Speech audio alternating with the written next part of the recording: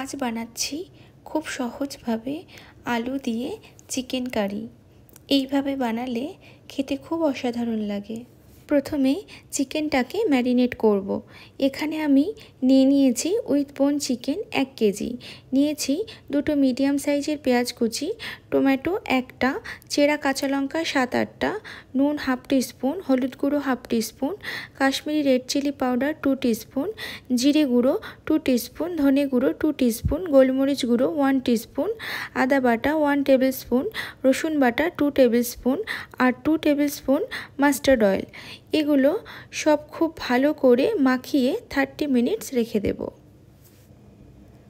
যতক্ষণ ম্যারিনেট হচ্ছে তার মধ্যে আলুগুলো ভেজে নেব।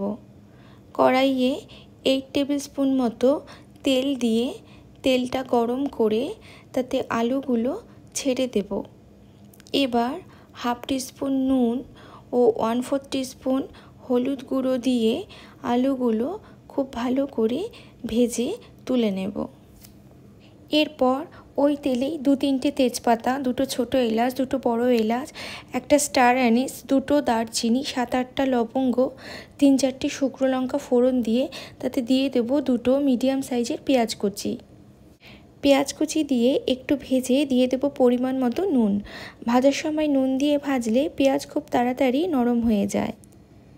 এবার ম্যারিনেট করা চিকেনের পিসগুলো দিয়ে খুব ভালো করে নাড়াচাড়া করে একটু ভেজে নিয়ে ঢাকা দিয়ে দেব।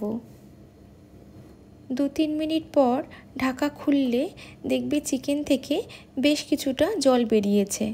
এবার ওই জলেই খুব ভালো করে নাড়াচাড়া করে চিকেনটাকে কষিয়ে নেব। তারপর ঢাকা দিয়ে কিছুক্ষণ হতে দেব। ততক্ষণে এই রান্নার সিক্রেট ইনগ্রিডিয়েন্টসটা রেডি করে নেব। 4 ভাগের 1 ভাগ জায়ফল ও হাফ জয়িত্রী নিয়ে সেটাকে হামানদিস্তাতে গুঁড়ো করে এবার ঢাকা খুলে এই মশলাটা দিয়ে আবার খুব ভালো করে কষাবো। শুধু ঢাকা দিয়ে কষিয়ে যেতে হবে। খুব ভালো করে কষানো হয়ে গেলে দিয়ে দেব পরিমাণ মতো গরম জল। জল দেওয়ার পর তাতে দিয়ে দেব আগে থেকে ভেজে রাখা আলুর পিসগুলো। এবার আলুগুলো খুন্তি দিয়ে খুব ভালো করে ঝোলের মধ্যে মিশিয়ে দিচ্ছি যাতে নুন মশলা খুব ভালো করে ঢুকে যায়। এবার ঢাকা দিয়ে দেব আলুগুলো সেদ্ধ হওয়ার জন্য। এবার আলু ও চিকেন খুব ভালো মতো সেদ্ধ হয়ে গেছে। এবার এর মধ্যে দিয়ে দেব 1 টিস্পুন শাহি গরম মশলা। গরম মশলাটা খুব ভালো করে ঝোলের সাথে মিশিয়ে নিচ্ছি। এবার ঢাকা দিয়ে আরও 2-3 মিনিট রেখে দেব।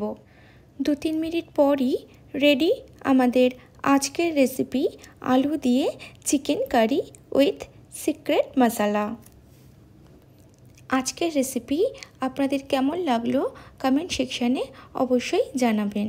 ভালো লাগলে লাইক, কমেন্ট অ্যান্ড শেয়ার করবেন আর চ্যানেলটিকে সাবস্ক্রাইব করে দেবেন।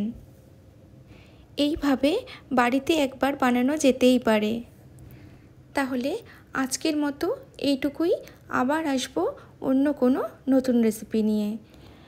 সবাই খুব ভালো থাকবেন, সুস্থ থাকবেন। Till then, tata.